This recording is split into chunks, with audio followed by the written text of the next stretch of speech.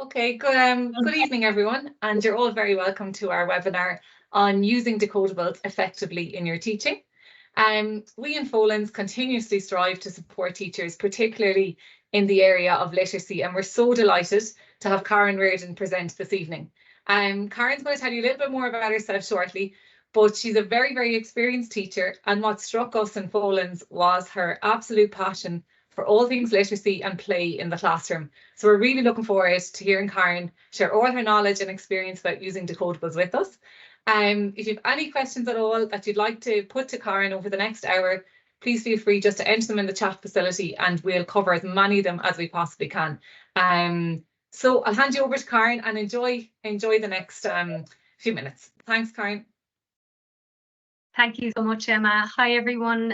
You're all very welcome. Thank you so much for joining us. I know it's tough after a day's work, but thanks very much. So hopefully you'll find the hour useful. I'll tell you a little bit about myself there.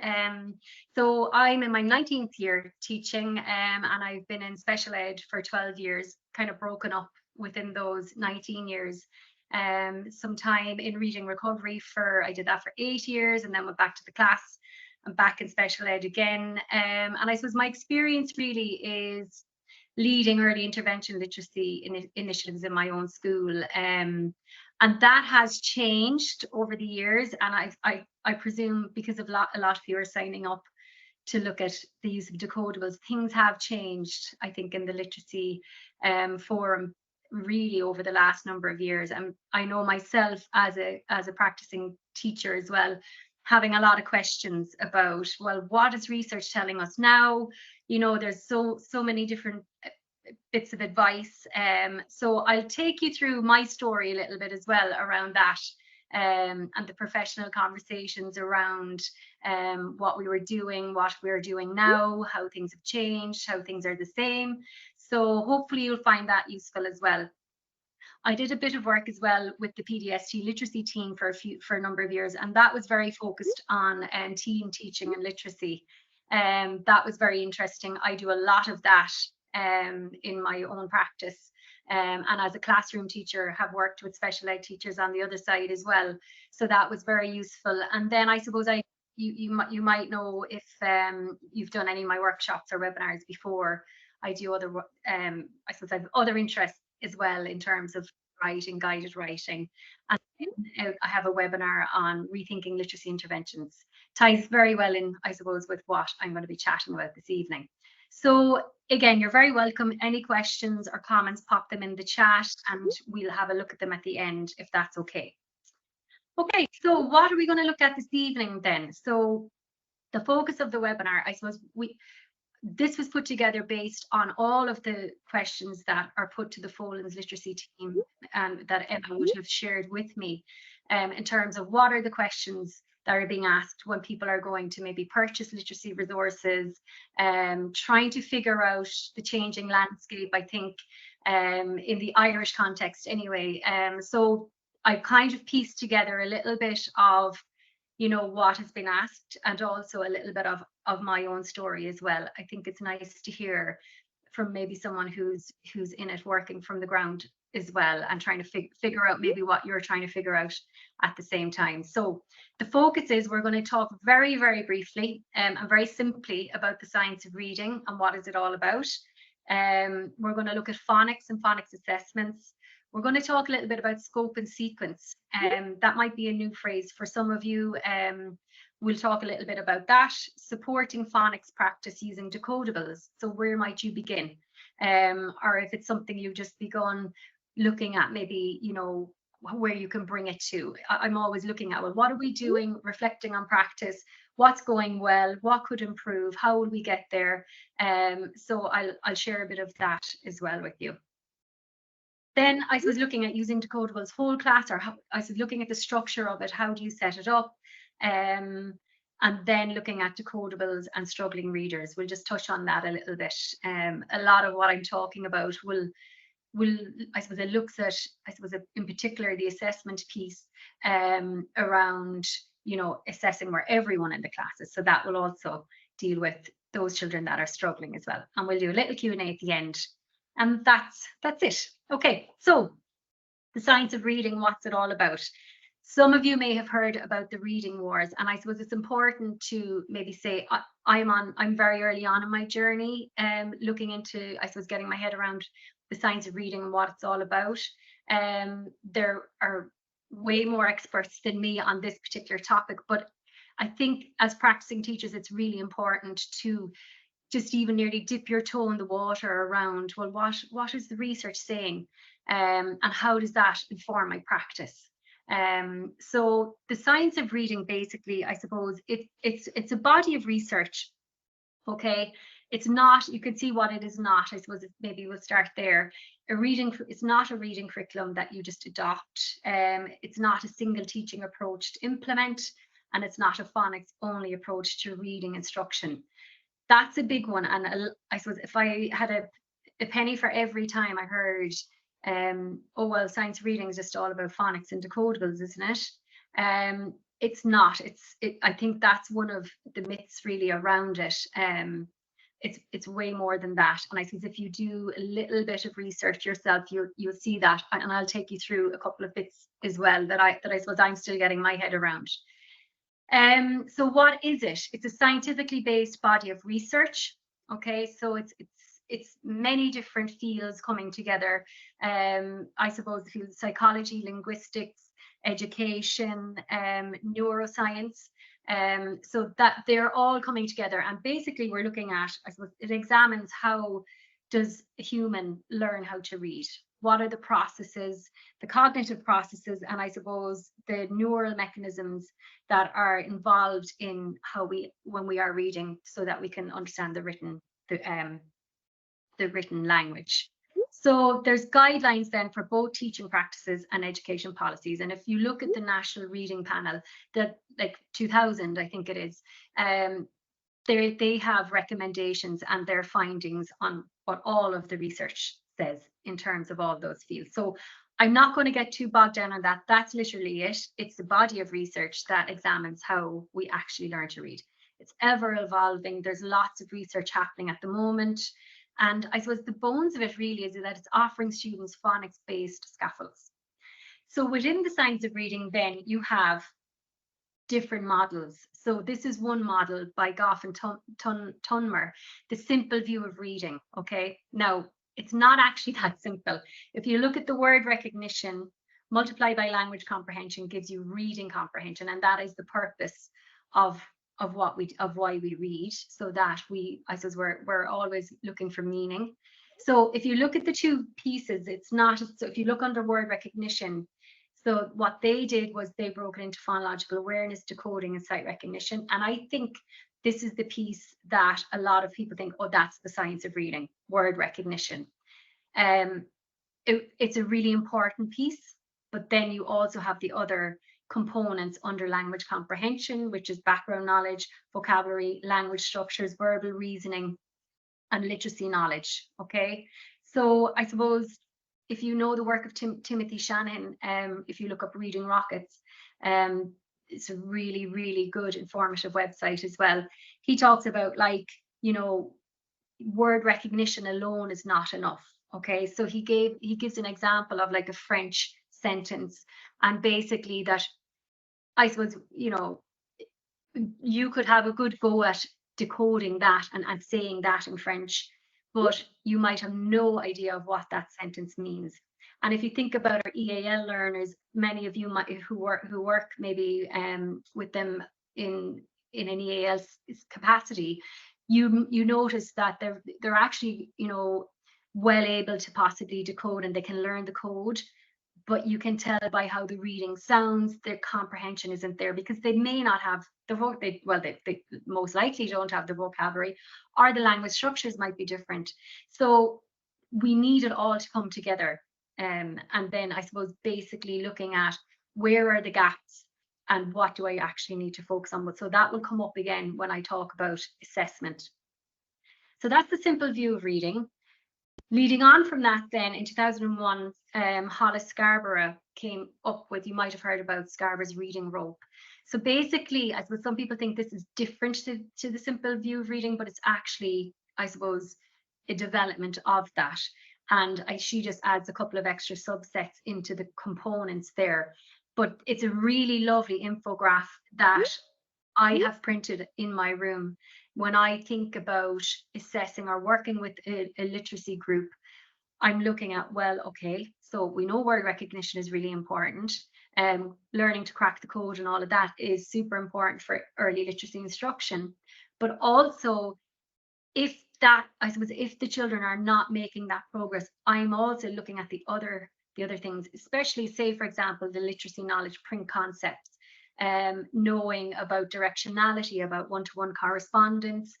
All of that will be happening in the class from the very first day, where teacher has maybe a big book and is modeling left to right, return sweep, all of those things. So there's lots of pieces that have to come together in order for someone to be a competent reader. So this is lovely that it's something around assessment that you really need to, I suppose, have a look at and say, well, there's other gaps. So if we're getting on top of the word recognition and this progress is still slow, then you might have to look at other aspects of that. So this is all part of, I suppose, thinking about the various components of reading. And this is a lovely infographic that you might like to maybe, print out and have it as well. Again, readingrockets.org is very, there's lots of information on that there as well. I did some CPD with reallyGreatReading.com as well. This is a lovely infographic that they bring the simple view of reading and Scarborough's reading rope together. And again, it's kind of looking at, all the different components that we have to be mindful of when we are looking at putting together a literacy intervention if you're an SET, or if you're in the classroom, you're thinking about, well, yeah, I mean, I do a lot of explicit teaching of vocabulary all day, throughout the week. Language structures, I have formal grammar lessons. Print concepts, as I mentioned, I'm going to model lots of different things every time I put my hand up to write something on the board. And then you have your phonics and your phonological awareness and all of that. It's all there. This is just a lovely way to see a more structured way than we might have thought about the teaching of literacy as reading, writing, or a language. A lot of those you'll see are under those strands anyway in our own language curriculum. But this is just a really nice little one to bring it together. That's the heavy theory bit done now. You'll be glad to know we're going to move on to phonics and assessment. Okay, so the phonics assessment, where to start? So I said we've thought about all of this, okay, the different pieces. And again, you're looking at, right, if someone is struggling around phonics, it is a good starting point. So it's like thinking about a few things. What phonics scheme are you currently using? I suppose at the moment, I am leading the review of our English policy with some colleagues at the moment, because there's been so many changes in our school over the last number of years, from different interventions, leaving behind some stuff, carrying forward other things, and implementing new different ways of working, I suppose. So we're reviewing our policy. I'm not joking, we're into our nearly second, third year of trying to pull it all together. It's really, really difficult. Maybe some of you are experiencing the same thing. So it's like, what is the best phonics scheme? What is the best scope and sequence to follow? So at the moment, I suppose we have to look at, well, what do we have? What do we have in place at the moment? There are lots of different phonics schemes. There's some more popular than others that I'll talk about in a second. So you're looking at, what is your phonics scheme? And what assessments do you already have in your school? Is there an assessment to go with the scheme that you're using? Because then I suppose you're looking at what you're explicitly teaching, and then if there's an assessment to complement that, that's ideal. But if there's not, there's lots of screeners out there online. I'll come to that in a second. So how does your school policy inform how and what you assess? I suppose I've looked at that a little bit. You're thinking about, okay, well, has it been decided at school level? At junior infants, we want them to know X, Y, or Z. Senior infants, we want them to know, whatever it is, the amount of, 44 phonemes in the English language. What happens in first, in second, and third? Is it laid out like that? If it is, great. If it's not, maybe it's something to look at. What happens then after you assess? Okay, so whatever stage you're at in terms of the classes that you're working with, or as a class teacher, what should my children, my pupils, know at this point of the year? So looking at that, because I think sometimes setting ourselves goals, looking at our English policy, looking at the scheme we're using, where are we in terms of, okay, we're maybe 2/3, 3/4 of the way there now at this point of the year, what should they know? So having our expectations and then assessing, and is there a gap? Or are some people, surpassing our expectations? And I suppose if we think of our bell curve, that is probably going to be the case. Is there regular review of the groupings? So I look at that. I'm going to share a template that I put together myself, and how we look at who's involved in each group, particularly obviously in the junior classes as well. So is there regular review of groupings? To me, that can only happen if there's a little bit of assessment brought back in. And I look at what an intervention might look like as well, and then into the use of the decodables for that. The phonics assessments, again, use what you have in your school. There's a couple here that I came across. There's the jollylearning.co.uk, that's free online. There was another lovely one here. It was the Santa Barbara County Special Education one. I thought that was really nice as well. Even on Twinkle, if you're a member of that, there's so many depending on the scheme that you have. So that's your starting point. Okay, so depending on what point of the year it is, what are my expectations? What does the school policy say? Where am I up to in my scheme of work, and assessing that. Now, not sure how many of you might have invested in the Red Squirrel scheme. We did that maybe, I'd say 2 years ago now, it's maybe 3 years ago. And I suppose why we did that was, now we also had COVID, I suppose. We were coming back after COVID, looking at our standardized test results and seeing a bit of a gap or a drop, like most schools, I would say, at that stage. And really looking at, well, where do they fall down? A lot of it was in the word analysis sections of whatever standardized test we were using at the time. So I felt like, well, maybe that's where we're lacking a little bit. We would have been using level readers up to that point exclusively. So I suppose that's where we kind of sparked the conversation around why are we not seeing the progress, and it was particularly maybe from second to fourth. There was a cohort there, and again, they would have probably been our lower ability to middle ability readers who now had gotten to the point where they were using leveled readers that didn't have as much information in the pictures, and that visually, like in terms of their decoding skills, sight word knowledge, all of that were weak. So I suppose we said, okay, we need to look at maybe really honing in on that. Phonics is such a huge part of the infant day, as well as you would hope all the other things that I mentioned already, but it is such a big part of the day. And I suppose the idea behind us investing in decodables is that, well, why aren't we giving them resources that actually allow them to practice the skills that they're acquiring in the explicit lessons of teaching a particular phoneme, grapheme, whatever it is. So it made sense at that point, looking at our data in school, it really made sense to look at what are the types of readers that we're giving them to, what skills are they developing around those.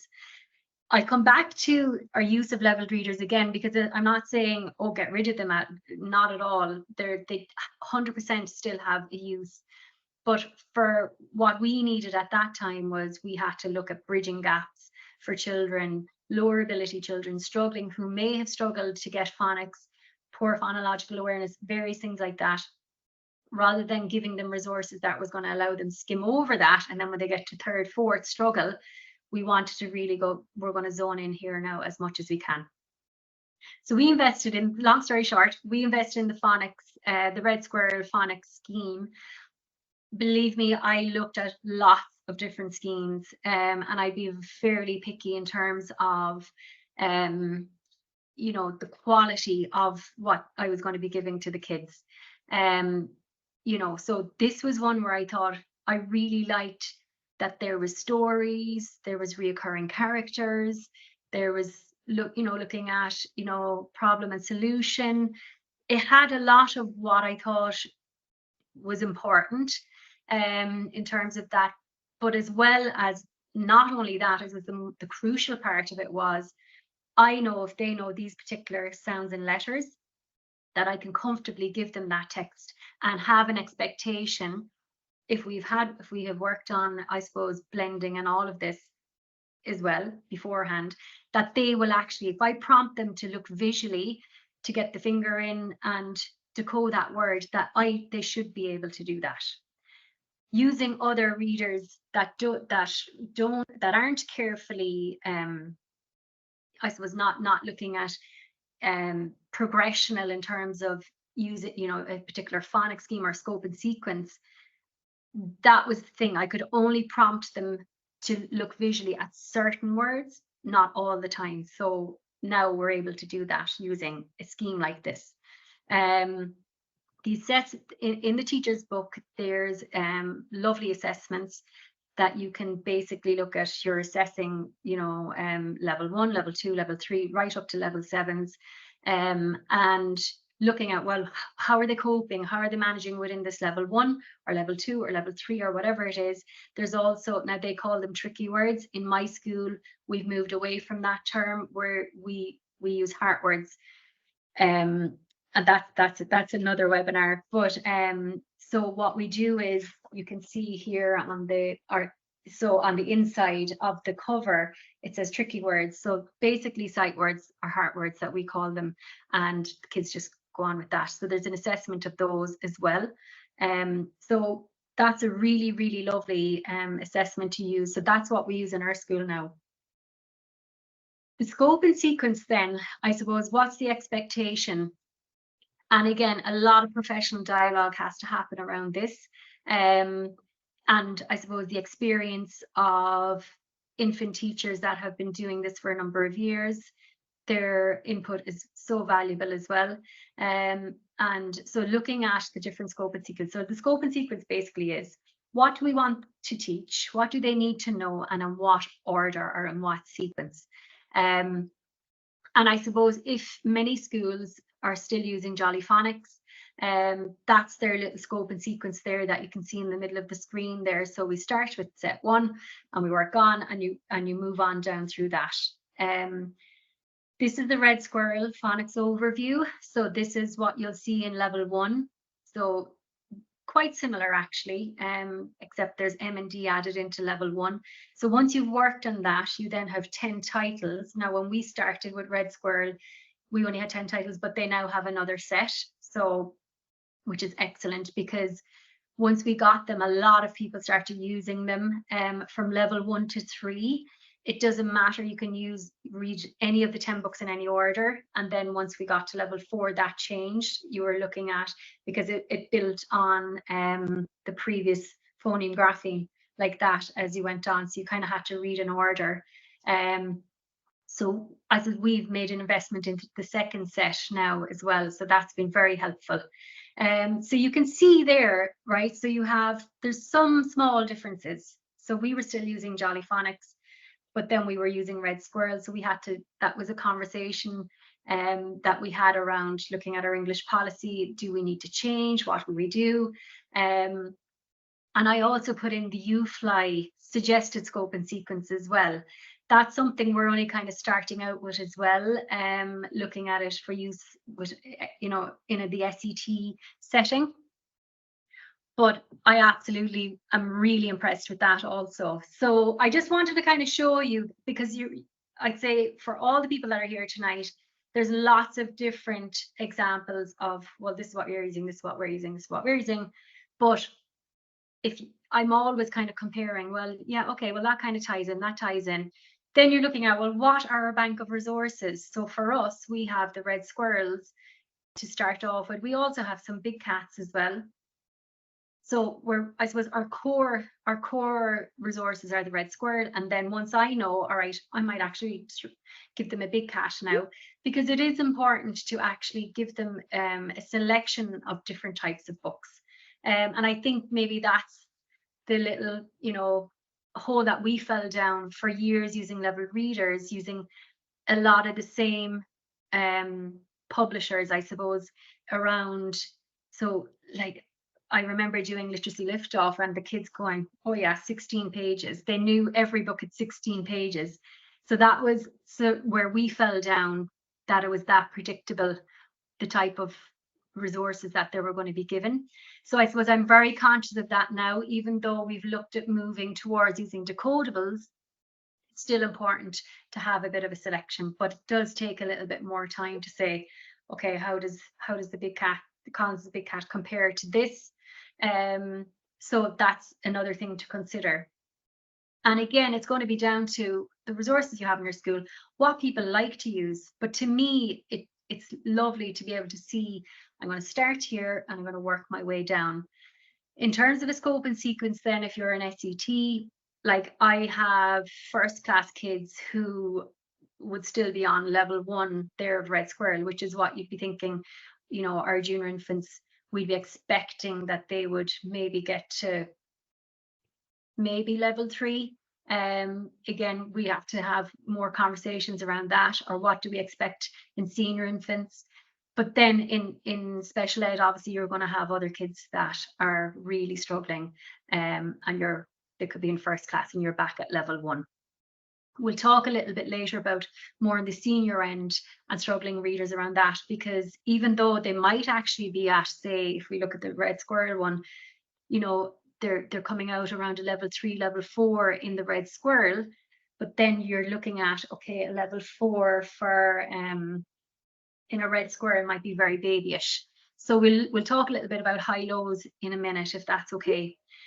So that's scope and sequence. Really important to nail that down, I think. And in the red squirrel, it's really lovely, a lovely way that they're doing it. But also, I would say, if you're using Jolly Phonics, have a look at that and think about, well, where do we go after that set 7? What happens then? Is there a way that you could link into the other scheme? And then obviously the UFly, if you look at, for people who haven't heard of that, and I'm not an expert in any means, but really impressed. I was doing lots of photocopying there last week. They have a fantastic toolbox if you wanted that. They've got decodable passages as well, and I'll give you an example of one of those later in a second. So after assessment then, so considerations for grouping. So what is the purpose and duration of your intervention? And I'm speaking to class teachers also in terms of this, because it's really important that sometimes I think when you're doing an intervention, the SETs can come in like the SWAT team and it's all sorted for 6 weeks and then they leave and then it's just back to you. So I think it's good. I suppose I've Scarborough's reading rope there, that I suppose if you look at, well, what's really important, some years you get a class that, and I suppose depending on, what type of school you're working in as well, some of those might be very weak.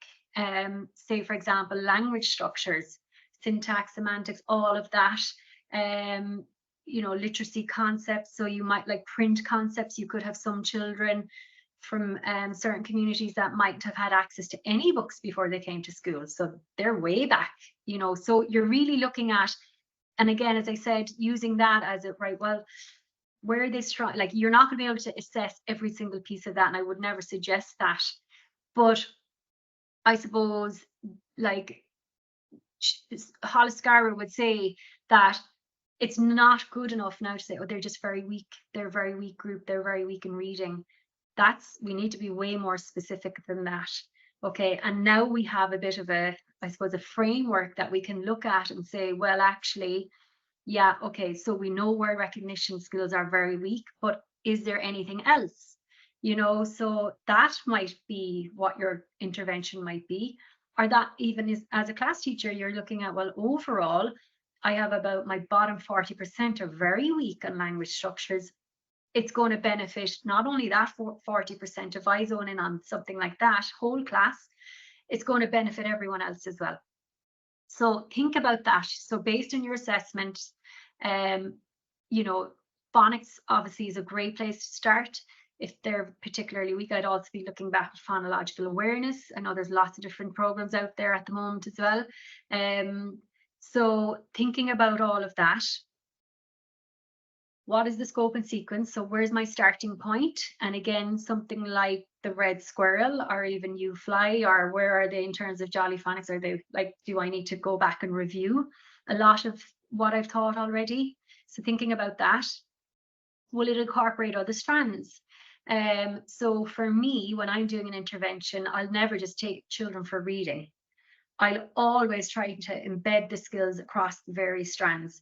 And I'll give you an example of that in a second, where, so if I'm using a decodable, it's going to be really important that I make sure that okay, so the purpose, I suppose I'll backtrack there for a second. If I know that their decoding skills are very weak, I know straight away I'm going to be using decodable passages, be it in a book or printed sheets or whatever it is.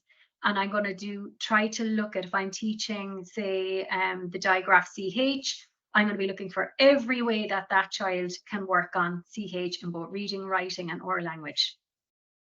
And I think that's sometimes where we might fall down, and I know for many years we were doing guided reading, literacy lift off. Now, okay, there was writing aspects of or oral language aspects to that, but I suppose it wasn't really looking at linking things across all of the stations, or doing guided reading and it's just reading. I think we can make it more effective than that. So then thinking about, well, what resources are available to me? Okay, so it's like, where is the gap? Thinking about that, Scarabaeus reading rope, where's the gap? If it is decoding, okay, I'm going to start back to my scope and sequence. And then I'm like, well, what resources have I now to link in with that? And looking on the UFly Toolbox website, and I heard someone mention the YouTube channel is very good also, about how you might teach a particular lesson. So looking at, right, where are we stuck? Where can we fit in? And then where do we follow on from? So what post assessments will be utilized then also? So I'm going to do this. It's going to be timed. It's going to be 8 weeks. And even as a class teacher, you might say, okay, I've identified a weakness or a gap here for the majority of my class. I'm going to really zone in on this. I'm going to use these particular resources. And then how will I know whether it's made a difference? I suppose with the likes of phonological awareness, for the word recognition pieces, they're more easily assessed than maybe the language comprehension pieces. Okay, and then what changes will be made? So how do we get on? Where are we going from here now? The changes generally for us will be maybe possibly moving children around, or moving on to a more difficult level, or moving down our scope and sequence. Or you might learn something interesting about a particular group. It might be, okay, they're working well on word recognition, but the fluency is really poor. So what do we need to do in terms of that? So it's about supporting phonics practice using decodables. What is the benefit?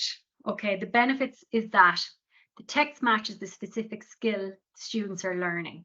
So if I'm working on, you'll see in the next slide, say unvoiced TH, then I'm going to explicitly teach that. And then I absolutely love that I have a book, an actual real life book. So the decodable passages are lovely as an extra, but there's nothing nicer than them to be able to have an actual book in their hand that they absolutely should be able to read, and that they get to practice that specific skill that you've been working on as well.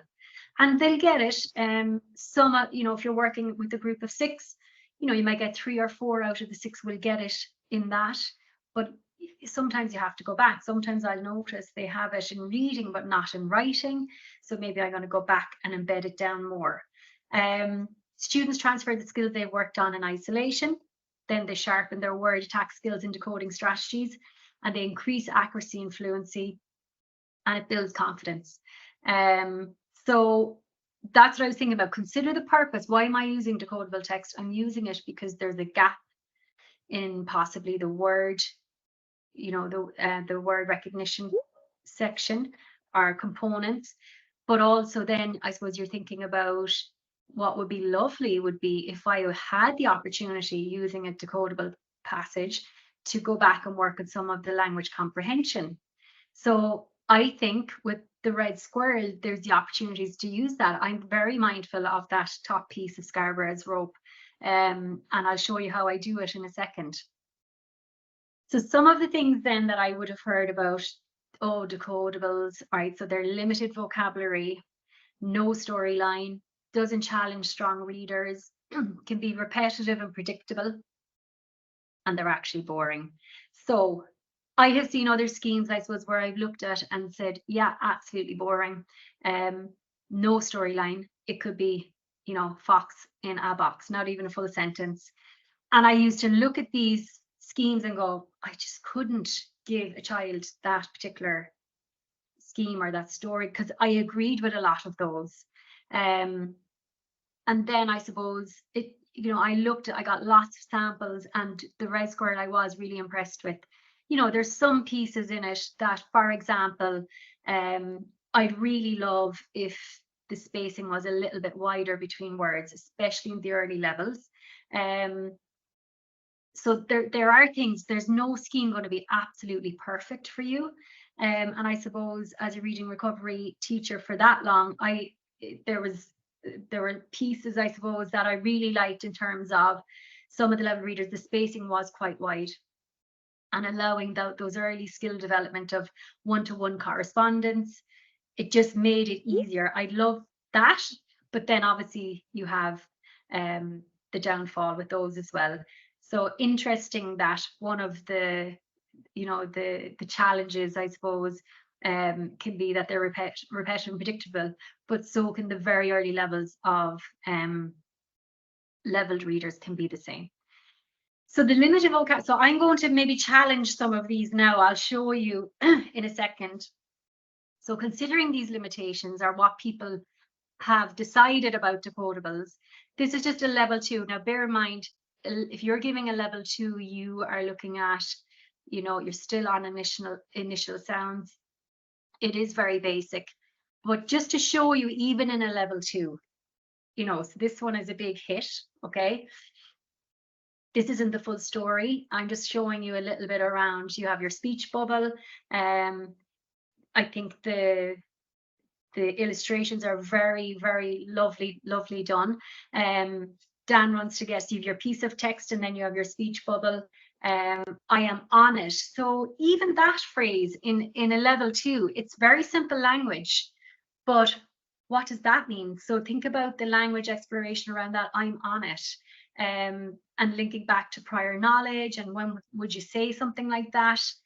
But I know, the lovely bit is I know they can read that and that they should be able to read that. Looking at syntax, Dan runs, you know, that a lot of them will just look to the run.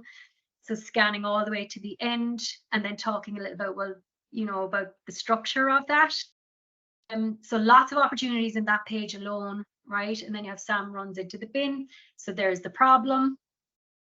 And then Pam here at the end, Pam gets it, that's the solution. So even in a level 2, it's the really early level, you've got the problem and solution, you've got lovely opportunities to work on the decoding piece, but also there's lovely language in it as well.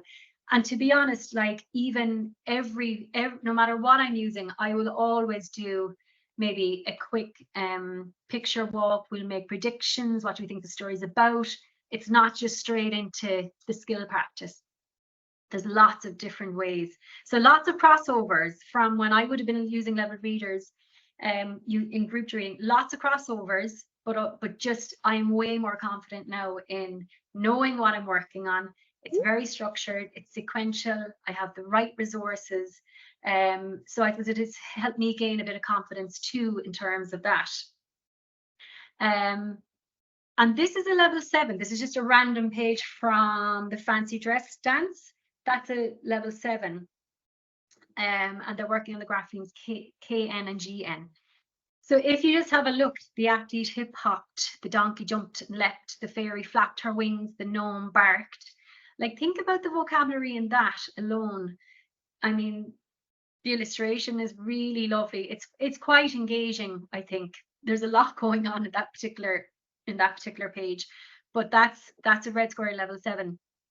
And even though there's not reams of words, like you can tell, you know, that there's a lot of work to happen to read that particular page. You know, and the fact that it's in past tense as well. There's so many teaching points in that, but it's simple text. It's simple, but it's not, if that makes sense. Okay, so this is a sample plan using decodables. This is one that I've put together and that we all use in my own school. So say, for example, this is the first class group that I work with. Now they would be quite weak. So we'd be like our skills really are still looking at one-to-one correspondence, which can keep slipping because they have a tendency to guess. That I'd like them to decode CVC and VC words at speed using the sliding technique. I'll talk to you about that in a sec. And then to decode known parts of heart words in text as well. And then, as you can see, that this is a plan. Now this is a 3-week plan, but you have your reading like strategies there, but also then the breakdown of the phonics, right? So we're going to revise level 1, 2, 3. They're working off level 4.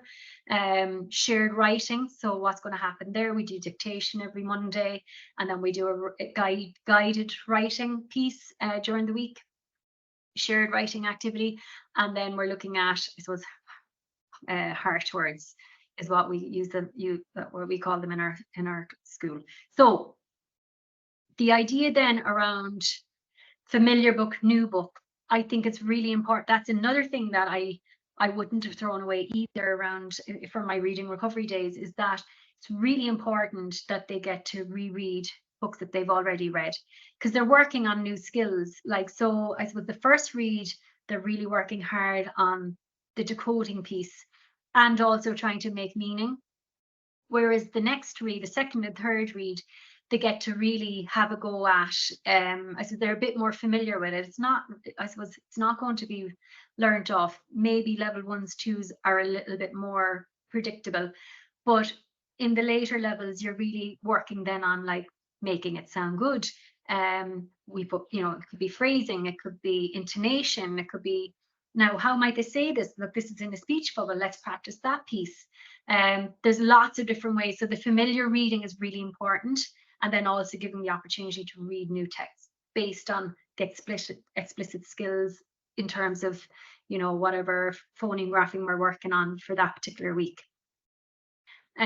So that's just an idea of how I bring it all together in terms of reading, writing, and lots of oral language, lots of chatting about vocabulary, new words, new phrases. And that's what I like with Red Square. Like, it does, to me, it does challenge even, you know, say these kids around, have you ever heard of that term before? I'm on it, or whatever it is. So that might just be helpful to have an idea of how you might bring it together using decodables. So a lot of it is, what am I teaching? So spelling, so we'll say the SH, and then our decodables are picked around that. This is an example getting the most out of a lesson. So it's not just about the decoding skills. So for example, recognize, read and spell the digraph TH and voice. So I'm just going to pull up everything here, right? So you might introduce the TH sound and talking a little bit about voiced and unvoiced, and they're going to be giving you lots of TH words and trying to determine between the two can be tricky. The text that we're going to use then is Zin and Tog, and actually there's another lovely one. Is it a job for Zin and Tog? So that's another thing that I love about the Red Squirrel, in that we see the characters. There's a family that are up to lots of different things, but then there's other kind of characters as well that get a bit of a show. So this is Zin and Tog. We would have done work making and breaking letters with using the TH sound. What I really love is the inside cover, right? So we do this, and I know this is kind of the drill piece, where you're really looking at decoding and reblend. And remember, I had said in my plan there that I was going to get them to work on the sliding technique. So basically what I was finding was, right, you're working hard in decoding, but then it's decoding every single, like singing every sound, that it's almost so robotic. So it's moving it to the next level then, where we're going to slide under the word, and we're just going to pull out the word a little bit, making it quicker then in terms of their decoding, speeding that up. That you need to know your group and know your children to know, is that the right step for, is that the right next step for them. For this particular group, it was. So again, lots of different opportunities to work on that. We'll always do some whiteboard work on it, play around with the words again, and then we'll always do a piece of writing as well. So getting them, so really thinking about the whole, all of the strands, bringing it all together. The more, every single opportunity you give them, it will help bring it together and I suppose get it into that long-term memory. So that's just a piece of writing. If you can see the page that we use, this is the have a go piece. Again, something I would have used for many years in the other initiatives that I would have been doing, but I think that have a go, well, I'm not sure, we're tapping out sounds and then, you know, we're having a go at words. So that's just an example of one. This is across a week now, this isn't just one lesson. Another piece then would be, you know, I'm not just focused just on the decodable reader.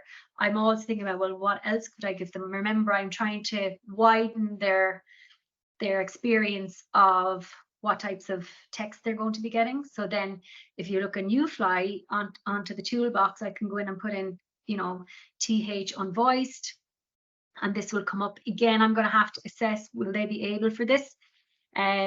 I can look at the scope and sequence of you flying up, well, up to lesson 30, say if this was 47, yeah, let's 47.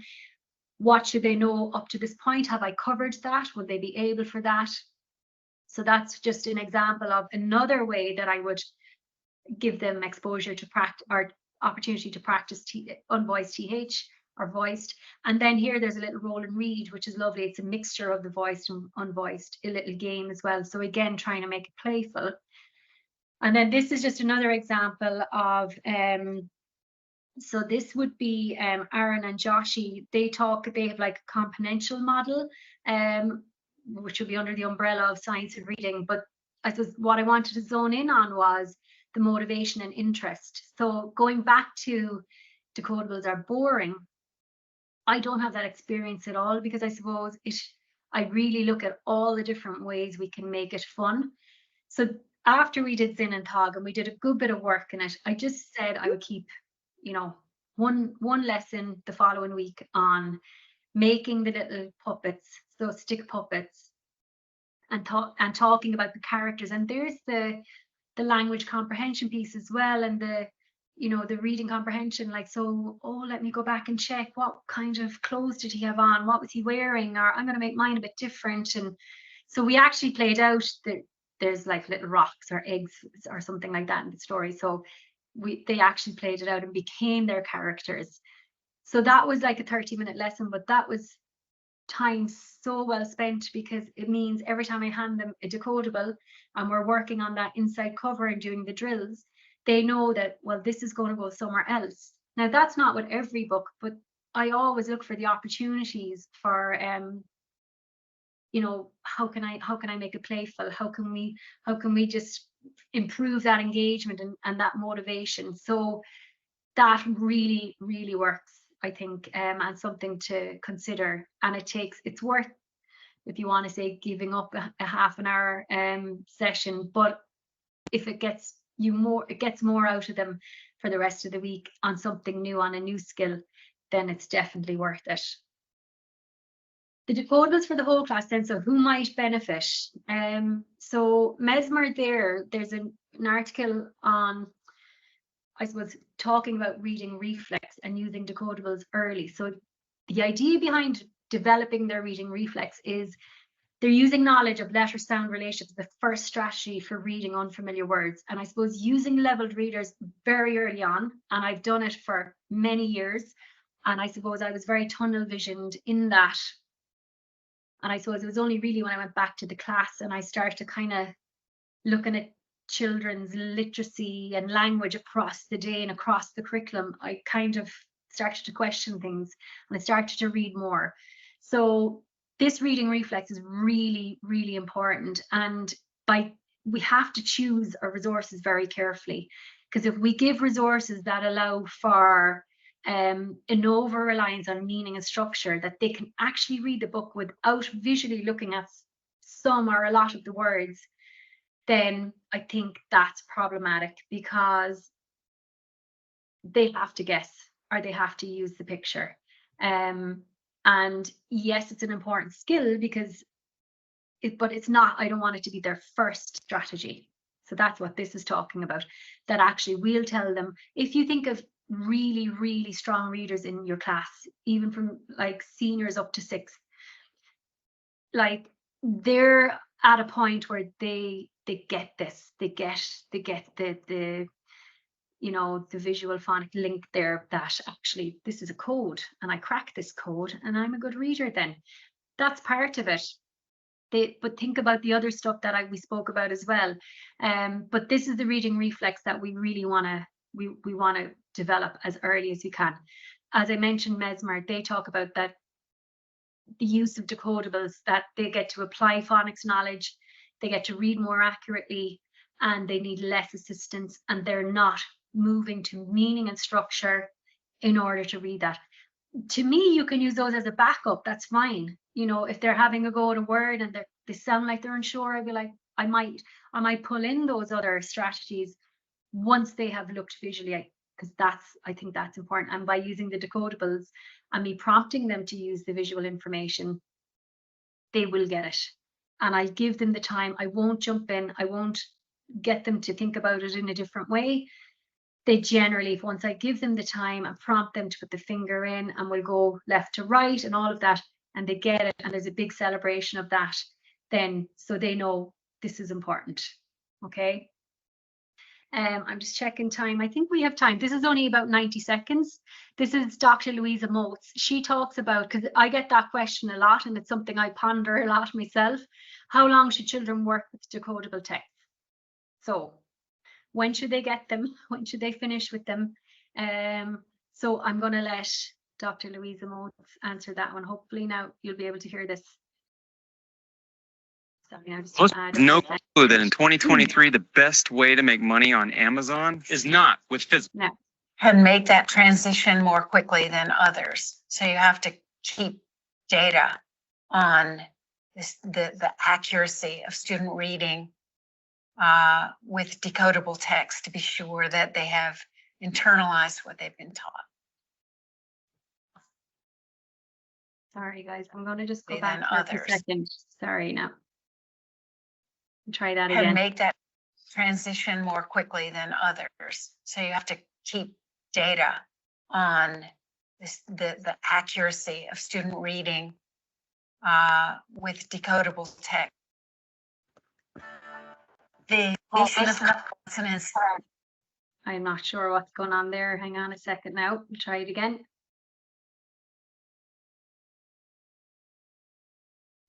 And make that transition more quickly than others. So you have to keep data on the accuracy of student reading with decodable text to be sure that they have internalized what they've been taught.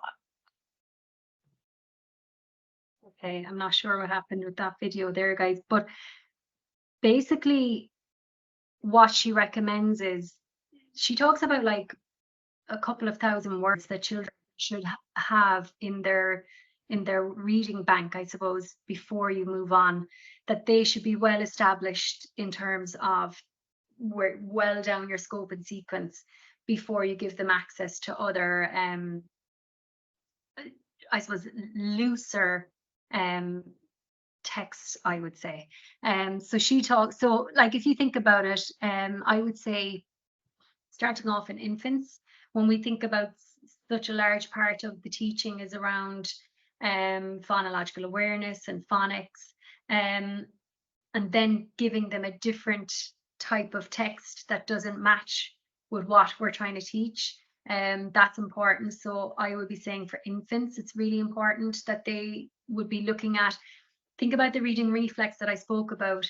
I suppose you're really zoning in on establishing that decoding as a first strategy that they can look and they know that they've good word attack skills, which will ultimately transfer to strong spelling as well, in terms of like if they know the components and how to break down a word and reblend, that will definitely be beneficial for writing as well.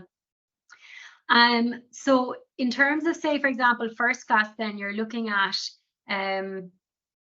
where are they? It comes back to your assessment. Say, for example, my first class group this year, I would not put them onto level readers at the moment, because like as you could see, one-to-one correspondence is still a bit shaky. Their default is to go back and guess. So I need to keep those. I have a second class group that are on both types of texts. So we'll zone in on our particular, use the decodable to support the specific, phoneme graphing that we're working on. And then they're also they're well able to read any other text. I'm not worried about them, guessing or doing anything like that. So that's kind of important. I suppose looking at decodables up the school, then are they suitable? I suppose if we look at Scarborough's rope and we consider, well, where are the gaps for these older children now? The likelihood is that word recognition bit is weak, but also look at the other one as well around, I suppose, the concepts about print and all of this stuff, where I suppose the texts are getting increasingly difficult. There's new punctuation marks that they mightn't be overly familiar with. The language structures are getting a bit more complex. Sentences could be maybe 3 or 4 phrases long. So it's getting much harder. What I would say is, if you look at this was I suppose when I did a bit of research around, well, what do struggling readers need? They need explicit and systematic phonics instruction, which can be difficult for those in the senior end, because again, you don't want to be giving them babyish books either. So I have looked at the fast forward high-low readers. They're quite nice. We have a few of them in our school, but we haven't, I suppose, made a big investment in that. The Barrington Stoke are around a while. They're quite dyslexia friendly in terms of the color of the pages and stuff like that. But I suppose there isn't any doubt around what's needed in terms of like that explicit and systematic instruction around that. So looking at where the gaps are and what resources are going to help me do that. And what I would say is, and Emma might talk to you a little bit about this, to think about, well, who am I buying these for? We wouldn't be buying, I suppose, big lots of decodables for the senior end, because generally it's maybe a small group, and it might end up, what we'd be doing is buying maybe a selection of readers, of high-low readers, and that we might be working on a particular skill, but we wouldn't be buying 6 copies of each one for the senior end, because the junior end, they're only acquiring those early skills. Senior end, it's a bit different. The rest of the class are most likely well moved on from that. Or if you think about where should they be in their scope and sequence, like 5th and 6th, be well down from, we'll say, middle to top readers. They'll be well down there. It's like, well, where is everybody else and what can I get that will bridge that gap? So any questions, comments? If you are interested in anything else for me, you can find me on Facebook or Instagram on Primary Links. I might go back to Emma there now for a second. Yeah, that was brilliant, Karen. Super. And such great practical advice, I think, I think you'd make good money selling your yearly plans there of all your literacy timetables done out. And I love the puppets idea. Was really, really nice as well to get the most out of those books. There's some questions. So Connor has one here. Is there an assessment out there that can determine what aspect of Scarborough's reading rope a child is the weakest in? So is there an assessment for that? Not that I know of, and it's something that maybe somebody else has come across something. There isn't, like, that is so comprehensive. I can't imagine actually getting a child to sit down and doing a full assessment on that. I actually think it's probably, I suppose, the word recognition bit.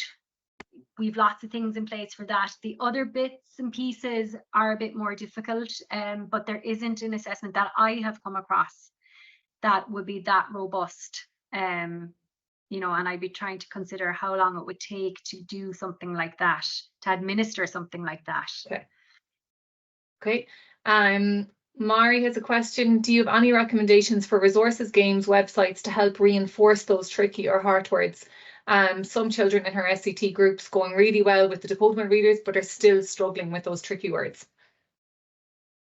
Yeah, the hard words are, I suppose we've only adopted that strategy, I suppose, that way of looking at hard words, that some are completely decodable, some are not, until they learn that particular skill.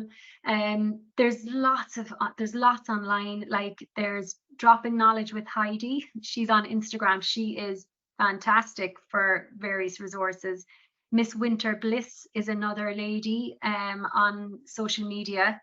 In terms of, and I mentioned UFly already, you'll obviously have some harsh words in those decodable passages. Not every single word is decodable. So you can have maybe a look on UFly as well.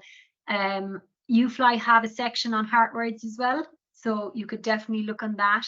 They have all the decodable passages, but there is a heart word section on there as well. So other than that, I suppose I generally, to be honest, between the decodables, all the various bits that I spoke about, I'm like, do I have even any more time to do any more work on this? A lot of it is, I think, going back to what do struggling readers need, for me anyway, is the explicit systematic instruction around phonics, but also the multisensory approach. So I would say, rather than looking at maybe other schemes or activity, like I'd be looking at the magnetic letters, the whiteboard, doing, okay, let's all have a go at writing that. 1, 2, 3, go. How many can we write 3 times? Trying to make it playful. You're activating play systems. They're more regulated and can probably take more on. So that's just a couple of things that I would do there.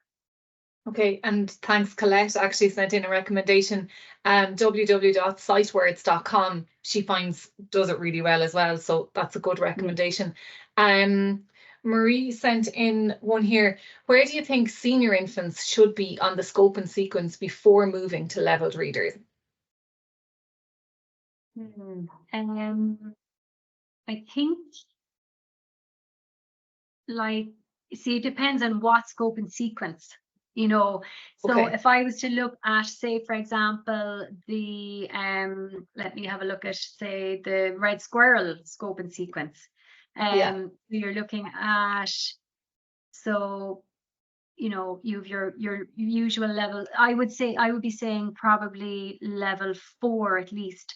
But you see, your top readers could most likely get to level 4 before Christmas in senior infants, right? They're different readers to my first class group that are struggling on level 4. So I could make the decision that, yeah, I could possibly give them level readers. Maybe I'd probably be waiting. Senior infants, even when they're really good, I would probably wait until after Easter. But then I have my first class group that are level 4. At this stage of the year, I wouldn't dare give them leveled readers because of what I'm seeing in their reading. Their default is to go and guess, as I mentioned. So it depends on, well, what kind of reading behaviors are you seeing? So you have to try and gauge that do they tend to guess? Then I wouldn't be giving them leveled readers. Okay, and it's a question we get asked, like I get asked every day in schools. Okay, so if we get them to level 4, where do I start them now on a PM or an Engage or a Flying Start? It's like, I know they're color banded blue. Are they then a blue and a PM or an Engage? Where do we go to next with them? Yeah, I would say err on the side of caution, right? Okay. So I definitely would. But then if you look at like a PM level 1, you're going to have the word like butterfly. Look at the butterfly, look at the caterpillar. There's no way that they're going to be able to, if you took away the picture, they're going to be able to read that word.